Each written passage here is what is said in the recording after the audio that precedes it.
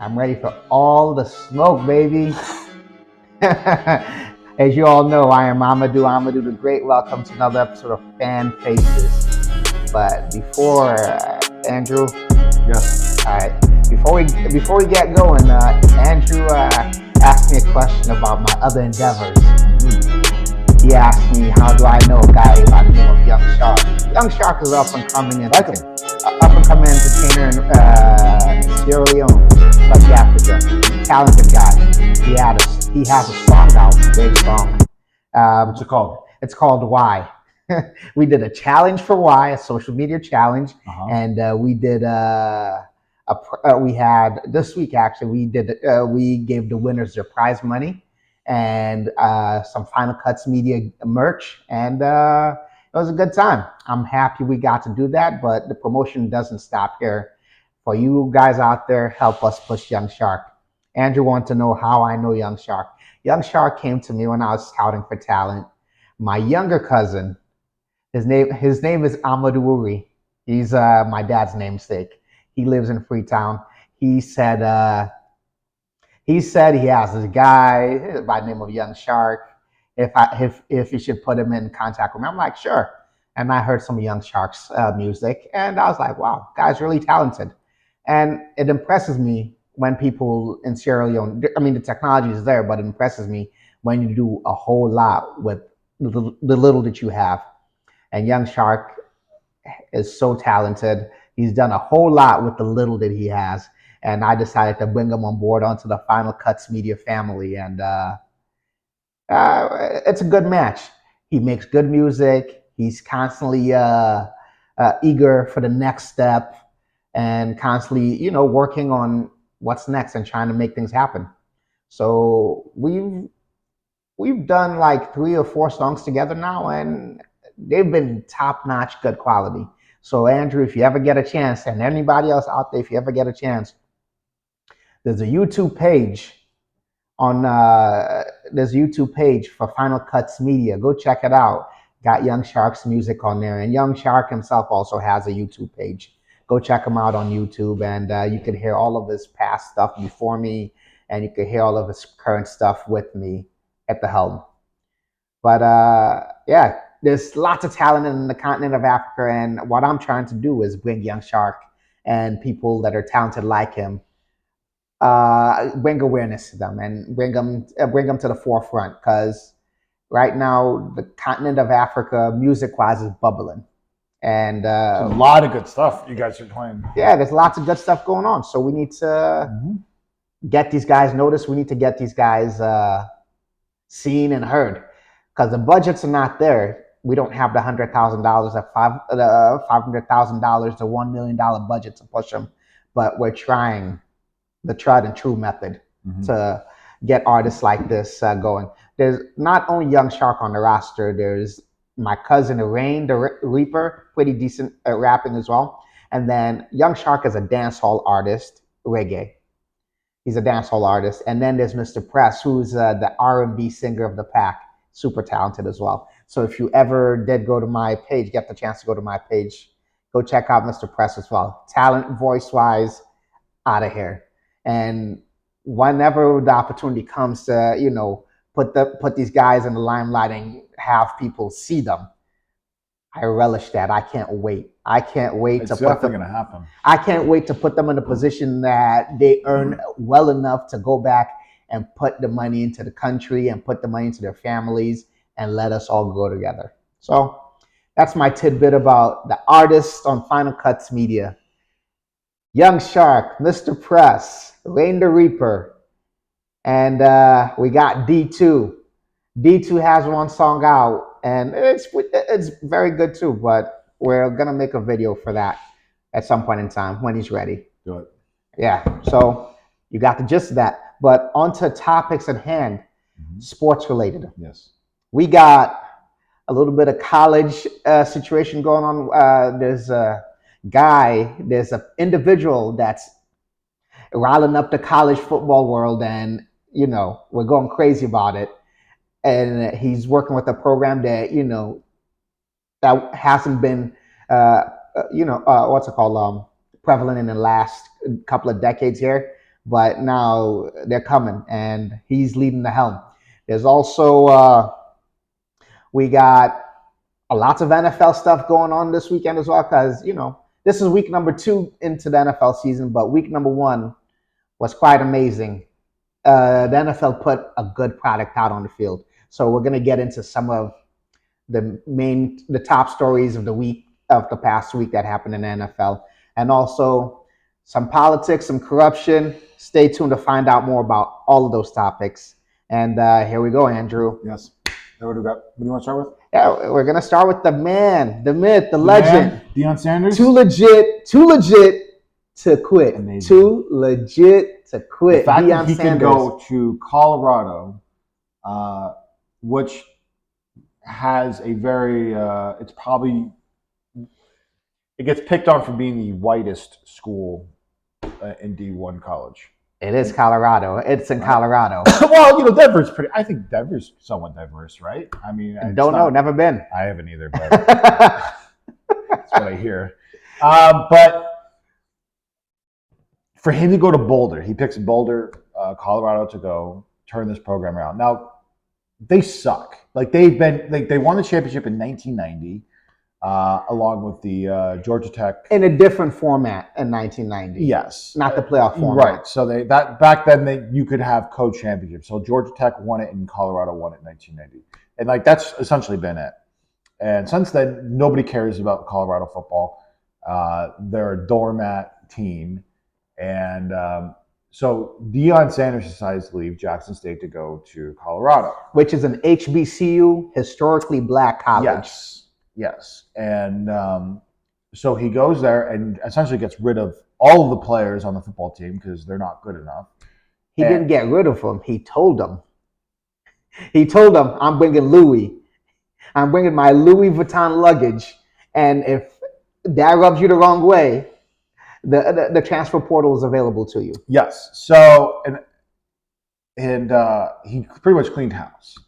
And it got a lot of pushback from a lot of the traditionalist coaches out there, like Nebraska, for example. The head coach didn't like that. So he beat them last week. And so far, they're 2-0. And now they're going to be at home playing against Colorado State. Now, this is how big Dion Sanders is, for those that don't know.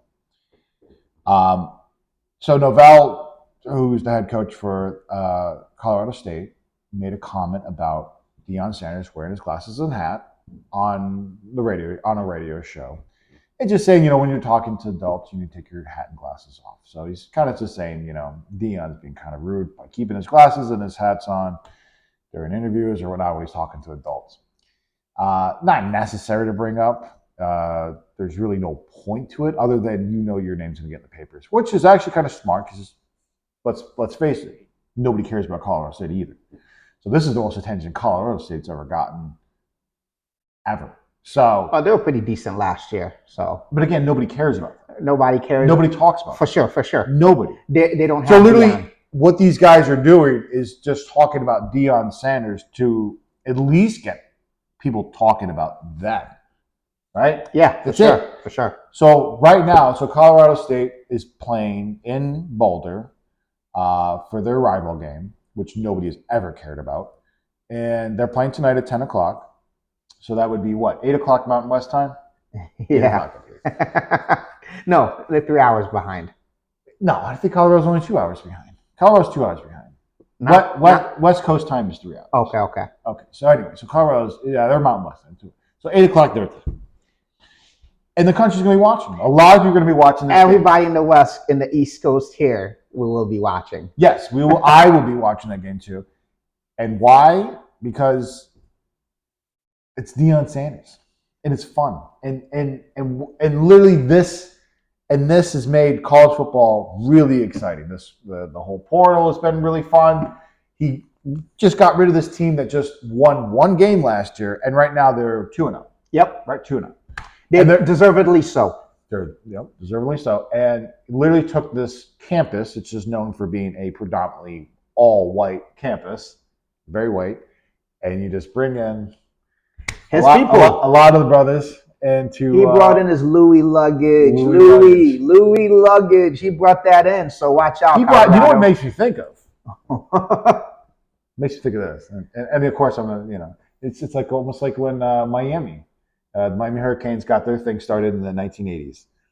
When Schellenberger came to the school, and he says within 4 years we're going to win a championship, and this was a team nobody cared about, nobody went to the games, got no recognition, and Howard came in, had a plan, and he did the whole. We're only recruiting Miami guys, which is the South Florida kids. I think goes up to is it Boynton Beach, out of that area. So like they just captured the whole zone. And Miami, which is predominantly it's a private school, so it was very white at the time. You have to have some kashish to enter that, please. That's what I'm So saying. yes, it's very expensive. Lettuce. And so Howard came in and says, "Yeah, we're gonna paint this school a little bit." And yeah, Miami has never been the same since. So this could be The next Miami. this could be the next Miami. It can't be a true statement though, because Dion Sanders' son, Shaddour Sanders, is eligible for the draft this coming year. And Oh, is he? Yeah, This year? yeah, and he's also clearly he'll be eligible next year too if all goes well, and he stays upright. So if Dion's son leaves, will Dion leave with them? No. Or will not necessarily go to the NFL with him? Will he leave to go to a bigger program? I don't know after 1 year. Because he has two sons. It's been one. No. Shaddour may not leave this year because they have a guy in the mold of Dion Sanders by the name of Travis Hunter, two-way player. Yeah. He made the crucial pick against TCU and made it possible so that Colorado wins. And Travis Hunter is a two-way player. He could be the number one overall draft pick at corner or the number one overall draft pick at receiver if people are looking for receivers because kids are that versatile. And Dion has them, and Travis Hunter has one more year of college eligibility before he's available next year for the NFL draft. So once Travis Hunter leaves and Shaddour leaves, will Dion transplant himself to another university, or will another university come knocking? This time, one of the Power 5 conferences, will they come knocking at Dion's door? Not to there's going to be plenty of competition in the conference that Dion's in now, because all the teams, top-notch coaches, top-notch players, NFL, what's it called? NFL personnel. So I think with ever since the portal for the college football, it's changed the game. I don't think you have to go to these big name schools anymore to get all the good players. It's really all about coaching. Well, college football's always been mostly all about coaching and who's the head coach there. And it's all about coaching and fit. And look, if he likes Colorado and he likes living out there, there's literally no reason to go. FSU messed up their chance. I remember a couple years ago when they're looking for a head coach, and I was telling my one buddy, I was like, dude, they need to hire Dion. They need to get Dion out there. Well, FSU is not really bad right now. They beat up on LSU. Yeah, good for them. LSU was not Dion Sanders. No, LSU was top 5, man. Overrated? Coming into the season, overrated. They may be overrated, but Brian Kelly's no slouch, man. He went to the champion when he was at Notre Dame. He went to the national championship game against Alabama. They did get routed, but he still took a private school that's mostly white into the national college championship, and they got their faces smashed in. But that's reality. You don't have the players. He decided to go to LSU, where he could have the bodies and have the freedom of recruiting.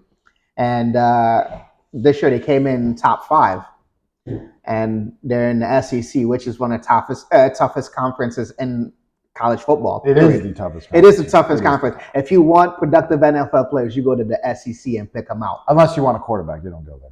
No, you don't go there. Quarterback play is not the greatest there, but everything else at the SEC is a place to go. But Dion Sanders is definitely shaking up the college football landscape. And it's fun, thank God. He's making Colorado very relevant But one thing I could tell you that I dislike about Dion Sanders is the fact that he's going at reporters. Yes, reporters say stuff. They're trying to make news, but they're going to say what they need to say because papers and what's it called, clicks needs to be had. Mm-hmm. So for you to go back at them, we're coming. You guys doubted us. Everybody's going to doubt you. You're going to a school that hadn't won in 30 years, going on 30 years, man. So it's only sensible that they doubt you. But nobody was paying attention when you were at Jackson State, which is a HBCU. Nobody was doubting. Nobody was paying attention. But now, they were paying attention to Dion Sanders. They weren't really. ESPN tried, but they didn't get the coverage that Colorado's getting now because Colorado is on a bigger stage. Oh, of course. So that's what I'm saying. So, rightfully so, it's okay to doubt you because you hadn't proven it at one of the bigger schools. But now it looks like you're proving it, and you beat Matt Rule, Nebraska's new head coach. Nebraska sucks. No, Nebraska does suck. I didn't understand why people were like, "Oh man, Dion's going to get smashed this week." Yeah, I never understood that either. Nebraska sucks. They have not been good in years. Well, no, they were decent. This is the new tenure of Matt Rule's team. Matt Rule's head coaching stint at Nebraska, coming from the NFL, the Carolina Panthers. True. And they were hoping that he's back. He's one of those guys that could build the program, get it back to prominence. They were hoping that he brings. Yeah, it's been a long time. They were hoping that he brings Nebraska back to prominence. And Matt Rule is definitely no Dion Sanders. Dion Sanders is like plug and play. He's Nick Saban. He's Sean McVay. Plug and play. Wherever you take him, it looks like you plug them, things are gonna go good. So that's then the Dion Sanders trail. Let's hitch a ride onto the NFL. What are your thoughts on the NFL Week 1 so far? So Week 1, my thoughts are it's Week 1. Doesn't really matter. So we got teams like Kansas. It matters to some people. They freak out. They freak out. The only people that should be freaked out is the Jets fans because you just lost Aaron Rodgers for the season. And as much as I could care less about the Jets, I wanted to see what Aaron Rodgers was going to do in New York. That would have been fun. The fact that he got injured on the first drive of the season. The first series of the season. I mean, that kind of sucks. He didn't go far. The fact that this has never happened to him in his entire career. Of course, I think that just sucks. I think we all kind of lose out on this one. And again, could care less what happens to the Jets. Doesn't matter. But that was a good story. I'm not going to lie to you. Coming into that Monday night football game, my heart was palpitating a little bit. It was beating a little fast. I'm like, wow. Yeah, because it's like a marquee game, a big game. Aaron Rodgers versus Josh Allen, for the Giants of the AFC East. The team, to win the division. And these two Giants are going to come and clash, and let's see who wins it. Josh Allen did his thing-ish, but gave away the game. And Aaron Rodgers. No offensive scheme. Go ahead. Aaron Rodgers got hurt on the first set of plays. I was like, God, this sucks. I was hoping for like a knockdown, drag him out kind of game, but that didn't happen. No. I was ready. But I feel the reason why the Bills lost is because their offense sucks. No, the offense doesn't suck. They have no scheme. Just give the ball to Josh and do whatever you want. The offense, they have no plan. No, the offense. I'm sure they have a plan. Josh is just not executing it because they put it on the offensive coordinator's hand. So like, Ken Dorsey, you didn't scheme for us too well. No, it's not about that. There's two interceptions, giving the ball away. I bet you they were deep in the other team's side, but unnecessary. Josh, you had an opportunity to run for a first down. You had an opportunity to keep the drive going, but you refused. You decided you needed to throw a bomb. It looks good when it comes together. How about? But if a player's bracketed, you don't throw him the ball. You don't get that lucky too often. Not in the NFL, anyways. How about have a running game? They do have a running game. Oh, they do? Yeah. Oh, get out of here. No, the offensive line's not great, but they do have a running game. They have no running game. Their running game is Josh Allen. Can you run for the first down? No, James Cook was doing decent. Uh-huh. They just didn't give him enough opportunities. They I have. don't know whether they didn't give him enough opportunities. They just get the ball to Josh Allen and said, do whatever you want. Well, Josh Allen. They have no plan. That was exactly what happened last year, too. After they lost that game against Kansas City in the playoffs, and they were up with 13 seconds to go with the number one defense, and they go into some prevent defense and allowed Kansas City to like chunk up 30, 40 yards of play and then tie the field goal up. That was it. That was their window. They're done. I'm telling you, because in the very next year, Dable goes to the Giants. Yep. That was our offensive coordinator. Allen has never looked the same. They have no offensive plan whatsoever. No running game at all. They're screwed. And I'm telling you, Josh Allen, the way he plays, it's only a matter of time when he's out for the season with an injury. And everyone's jumping on the back. This was all last year. Oh, the Bills are Super Bowl, Super Bowl, Super Bowl. Dude, at the beginning of the year, I was like, yo, just get to the playoffs and we'll talk. And then they get to the playoffs and they barely beat the Dolphins with their third-string quarterback at home. Andrew, what? Could it be because the Bills have a defensive-minded coach? Yes. Because Sean McVay, yes, has his team playing well. Green Bay's coach, what's his name? Matt LaFleur has his team playing well. Yep. Dolphins? The Dolphins, McDaniels has his, is that his name? Yeah. Has his team playing well.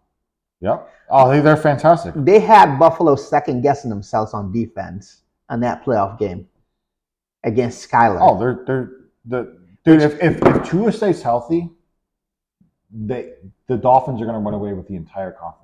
Very possible. That's it. The Bills are. I have a perfect scheme though to jam up the Dolphins. Lots of quick passes, lots of Tyreek moving in motion to jam them up. Throw it to somebody else. Don't let Tyreek beat you. Jam him up. He's a speed guy. Knock him on his ass a couple of times. He's gonna go down. Then they'll get flagged. Yeah, you get flagged. No, you get flagged, but you're putting fear in that guy. I think he has no fear. He has fear. Everybody has fear. He's a cheetah. Okay. Catch me if you can. He has fear. Mike Tyson says everybody has a plan until they get punched in the mouth. That's right. It's a great quote. You punch Tyreek Hill a couple of times in his mouth. You know what happens? He slows down a little bit. He has to think before he acts. And when you think before you act, it takes a lot longer for your progress to come along.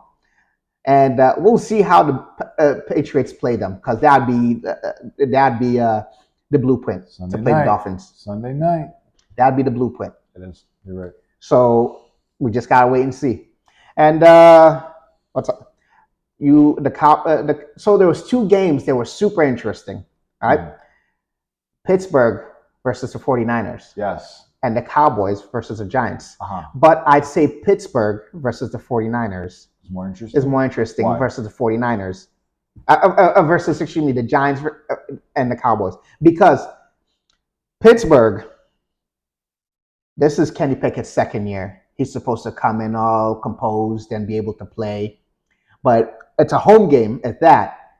And Pittsburgh gets smashed. Bad. Early. And Brock Purdy's playing great. He seems unfazed. 49ers offense is humming. And Pittsburgh seems to they have George Pickens. Great receiver. Deontay Johnson, great receiver. Najee Harris, great running back. Offensive line should be humming. But for some reason, they can't seem to get things going because the 49ers were so imposing. The two things that the 49ers do well, they have a great running game, and they have great physicality on defense. They're very physical.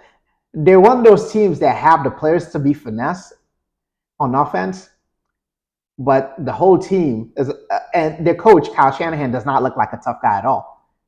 But the whole team is very tough. They play smash mouth football. And the reason why I don't, hold the Cowboys game versus the Giants in such high regards is because stats have shown Daniel Jones does not play well against the Cowboys. He hasn't played well against the Cowboys. Play good against anybody. No, even last year he didn't play well against them. Okay. They lose to the Cowboys frequently. The Cowboys pass rush, the Cowboys team in general does not match up well with the Giants. The Giants get overwhelmed. The Giants don't. The Giants get overwhelmed by a lot of teams.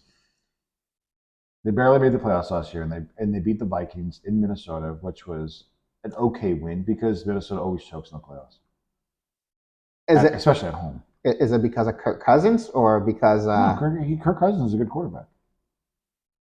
He's a good quarterback, but we're gonna segue here. I wish you'd watch the series on Netflix called Quarterbacks. Okay, you'd love Kirk Cousins so much more.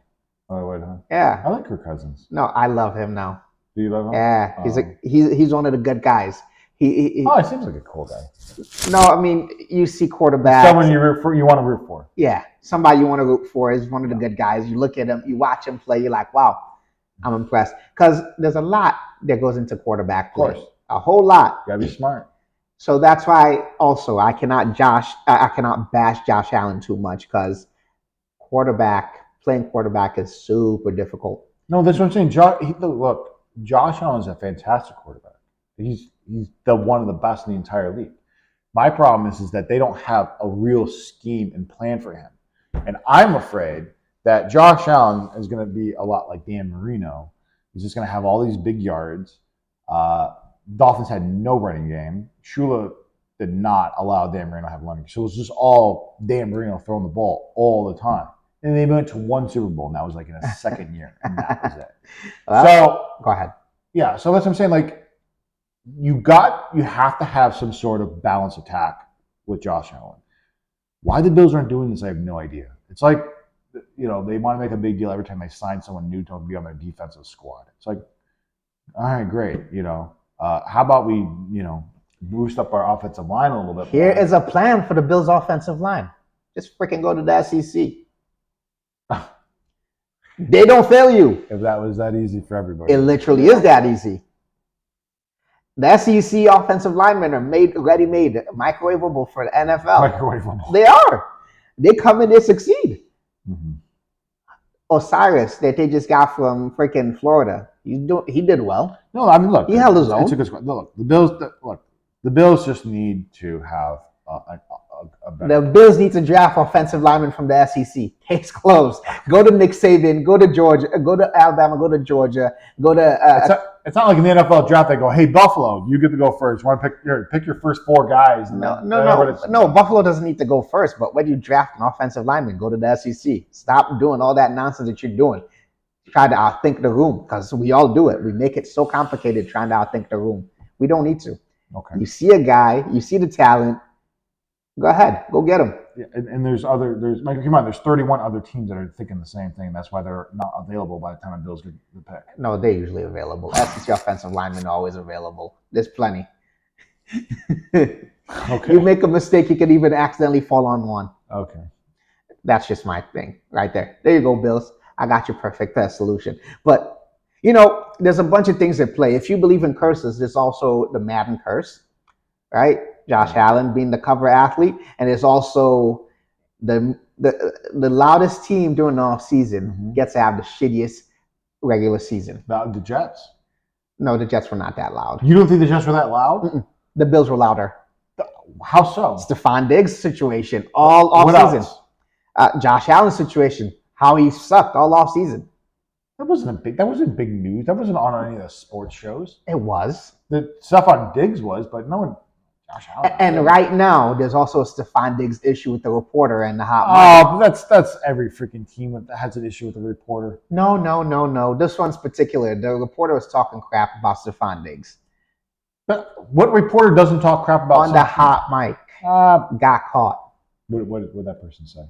They said Stephon Diggs does what he wants. He plays to the beat of his own drum. That's all?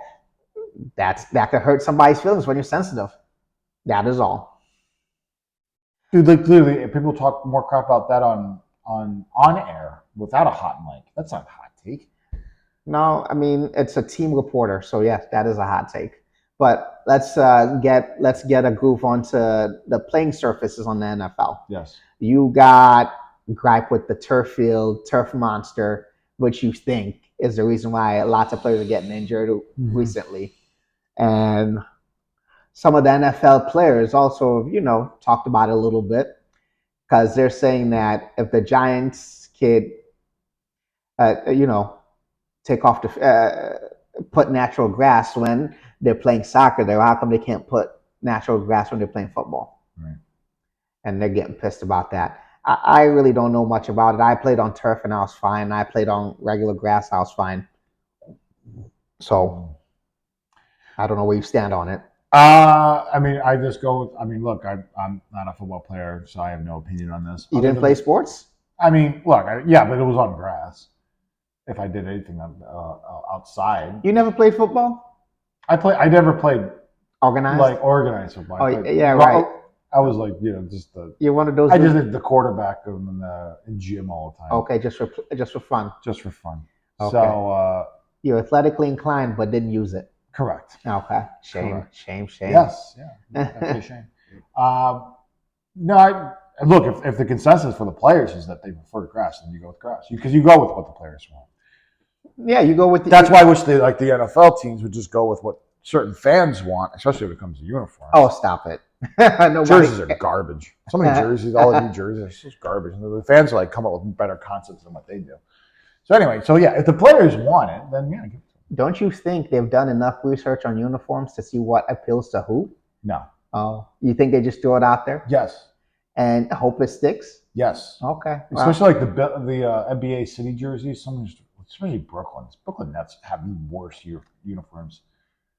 They're just horrible. Speaking of basketball jerseys, the NBA players who are referred to as the world champs whenever whenever you win an NBA championship, actually went and played in the FIBA and didn't even take third. They lost to Canada. Yeah. Why are you laughing? Yeah, I am laughing because. And Dylan Brooks, didn't he kick ass against the United States? What the track star was saying was, if you win the NBA championship, you're not a world champion. You're a national champ. You're nationwide champ. No, that's so dumb. You know why it's dumb? Because all the best players in the world are playing in the NBA. That's why it's still a world championship. That may be true, Andrew, but I'll disagree with you there because the NBA players, the team that has the most NBA players, did not win the FIBA championship. The best players do play in the NBA, but the best team right now, as it stands in FIBA, is not the United States. It's a joke because the best players that were in the NBA were not playing in that FIBA. Whose fault is that? I don't know, but I'm just telling you, it's not a world championship because you didn't. If LeBron's on the team straight up, it's not. Andrew, the players that play on the game are the ones that win or lose the championship. LeBron didn't play. Okay. But I'm just saying, Curry didn't play. It's not the best players. It's a choice. The players that you played with were NBA players regardless. Right. They're starters somewhere, and they lost. They did not win the world championship in basketball. Okay, you can call it the world championship all you want, but I'm just saying the best players in the world are... I'm not calling it that. It is that. The FIBA world championship. Okay. But continue. But the best players in the United States weren't even playing in that because they could care less about it. It doesn't matter if they could care less or not. You cannot call an NBA championship a world championship because it isn't. It's only played in America. Is it played elsewhere? No. That's it. Okay. They're not competing against any other country. That's fine. That's why they can't call the European Championship a world championship, even though the best the best soccer players play in Europe. The Olympic Championship, it's a world contest. The World Cup is a world contest. Right. So yes, you could crown a World Cup champion. The FIBA Championship is a world champion. I mean, I get what you're trying to say, but I'm just saying all the best players are already in the NBA. They are. So that's why it's a world championship. They are, but it isn't a world championship. It's been validated now because America did not win the FIBA championship. And on that, America. So we're going to say that Canada's the best team, has the best players in the world? No, not Canada. Germany won the championship. They're not they don't have the best players in the world, but Andrew, they won the FIBA championship, which is comprised of teams all around the world. Correct? America took NBA players. The roster's full with NBA players. I bet you they're not the best NBA players, but they are NBA players. Germany loses to the Milwaukee Bucks tomorrow. They could lose to whoever they want tomorrow. It doesn't matter. Germany won the world championship, Okay. Good job, not Germany. America. Okay. And America took a squad of NBA players. Yeah, not our best players. Germany had their best players. It doesn't matter. Okay. They're NBA players. They're Well, supposed to be the disagree. best. Listen, America's team is good enough to place fourth. Great around the world because they still have the talent. But when it all comes down to it, America can't hold it down if they don't bring their best. It's just like Brazil winning the World Cup. When Brazil brings its best, Brazil wins. When Brazil doesn't bring Here's it, the thing too. Like America, like LeBron was talking about how he wants to play next time. Look, the one that only really matters is the Olympics. I don't think I've ever cared about the FIBA championships as every 4 years. I care more about the Olympic one. Win the gold. Who cares about the FIBA championship? Well, it's something. It matters. It doesn't matter that much. It Nobody does. really cares. That's why those players are. Hey, we're talking about it because it matters. Damn it. Right. That's all. All right, back to some. What else you got? What we got? We got some popular topics here right now. Go Right? ahead. We got this guy. Andrew's never heard of him. Vivek Ramaswamy. He's not African. Vivek Ramaswamy's famous for bringing Alzheimer drug to the market. Vivek Ramaswamy became a billionaire because he worked in big pharma, and Vivek Ramaswamy is an avid Trump supporter as of recently, because he's gone into politics, and he's shown Trump so much love. He's like, if Trump was to get put in jail, I'll pardon him. This, that, and the third. And of course, Trump is like, "Ooh, you like me? I like you for liking me." And Vivek Ramaswamy, his parents are immigrants, and he's a first generation American.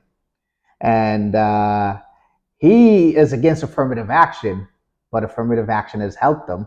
And when they asked him about it online, an MSNBC reporter asked him about it online. They're like, "Why did you take a grant that's meant for, affirmative action students?" He's like, "At the time, I needed the money. I could use $50,000. Sure, everybody could use $50,000, but Vivek at that time was making good money. Vivek Ramaswamy was making $500,000, $600,000, all the way up to $1,000,000. He had the money, but he decided, nah, I need to get more free money. And they asked him about it straight up. He lied on TV. Well, he didn't. He averted the question. He's like, "Yeah, I can use the money. Yeah, I can use the money." But bro, why do you need to lie? What's the point in that? Be honest with us, man. We know you just want to get in there and you want to rock the boat. You want to cause a lot of controversy and have people talking about you. Even if you don't win, now you could charge more money for you to be a consultant for somebody. Yeah. It's all. I feel Vivek Ramaswamy is in here for publicity stunt. He doesn't really care to run. He's just saying whatever outlandish things he wants to say, and people will talk about him, and they'll put him on shows, and he'll increase his profile, and then moving forward, make more money off of it. Because he's a long way from winning the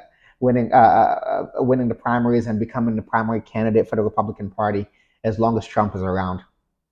So I think he needs to just bow out respectfully, because there's a lot of crap that he said that's documented. Like, he says what Trump did on January 6th was terrible, and all of a sudden they ask him about it. He's like, well, yeah, they're just telling stories, man. But it's documented, bro. It's on Twitter. You made comments. You made the comments that what Trump was doing was aberrant, and he shouldn't have done that. It's terrible. And all of a sudden you're caught in a mousetrap. You're like, "Oh, it wasn't me." Should really be in a mousetrap. Let that thing squeeze his neck for every lie that he tells. They all tell lies, dude. They do. They're in it for themselves. It's all good though. No, it's not. It sucks. It's a joke. That's why I don't pay attention to it. It's just a joke. We all got to pay attention. It's our life, man. Yeah, well. If you don't pay attention, it's your kid's life too at some point in time. Okay. That's it. You got to pay attention. You got to know what's going on around you. All the they just flip flop all the time. They're just big liars. This is true. Yes. But you still got to pay attention. And if you can do something about it, do something about it. But if you can't, right, let it be, let it be. But so talking about governmental policies, pretty recently there was a peaceful protest on September 11th in Sierra Leone. Oh, how cool. Yeah, it's not cool though, because the president right now that's in office, Julius Maada Bio, was his party, the SLPP, was saying that if people go out and peacefully protest, they should take it. The SLPP party, the soldiers should go directly to whoever's in charge of the APC party's houses. Go ahead and go kill those leaders because they're the ones. They're the ones that are stirring up the pot. Jesus. Yeah. So you can't peacefully protest in Sierra Leone. If you peacefully protest, they're gonna kill you. Fuck. That's crazy. But in America, you have that right. Yeah. Corruption can never end in these developing worlds. No. And as of right now, corruption's all over the continent of Africa because there's been like 4 coups. And every president that's been in power for long years, they're reshuffling their commanders. Like if you were in charge of this branch, we're moving you far away so you don't set up anything to have a coup to come get at me. So everybody's watching out for themselves now. And that's what Madabio is doing too. He doesn't want no coups. He's protecting himself by, if you decide to have a peaceful protest, they're coming to your house trying to kill you. Or if you're against the government, they're coming to your house trying to get you. There's lots of audios out there on WhatsApp that have been circulated, and also on TikTok. They've been circulated, and where people are like, yeah, if you see any APC person out there protesting, go to the people that are leading the party's houses and go kill them, because you got to cut the head off the snake. That's what they're thinking, and that's just terrible. But like I said, corruption is all over in Africa right now, and some of the African countries are getting aggressive. And people be aware, and let's make this world a better place for everybody to live in. Let's all have a say in our governments and try to be active participants in our civil liberties. That's all I can say. But for today's episode, I'm Amadou the Great. Today's episode is sponsored by 19 Strings for the Harp. If you're into books, go to Amazon, go buy one. Support the man Andrew and his endeavors into writing a book, his only book. He's trying to make that into a movie too. So if you're out there and you're a producer, holla at Andrew for 19 Strings for the Harp, the movie. And also today's episode sponsored by Final Cuts Media. Final Cuts Media, YouTube, Instagram, Facebook, TikTok. Follow us, like our artists, share the work. We got some great talent on the roster. Let's keep growing. Let's all work with each other. And also, no, there's an also. Oh yeah, also for the podcast here, we have hats. If anybody's trying to support us, $20 a hat, holla at us, contact us, send us messages on whichever network or platform you're on. We'll respond and help support the podcast. We got bills to pay. We've been at it for 2 years strong, going on 3. Yeah, working on 3 supporters, man. So that's that. But you can check out the podcast now on video, on YouTube, on streaming platforms, wherever they stream podcasts at. You can check us. You can check Fan Faces out on all streaming platforms. And that's pretty much it. Thank you guys for listening. Thank you guys for the continued support. Appreciate everybody that sticks with us this long, and continue to stick with us. Continue to share. If there's any topics that you enjoy, don't be afraid to share with the next man, so that way they can be aware of us. And if you go to a party, talk about Fan Faces, because we're that damn good. Why not spread the word for us? Because we got to spread the word out there somehow. Thank you guys. Have a nice day.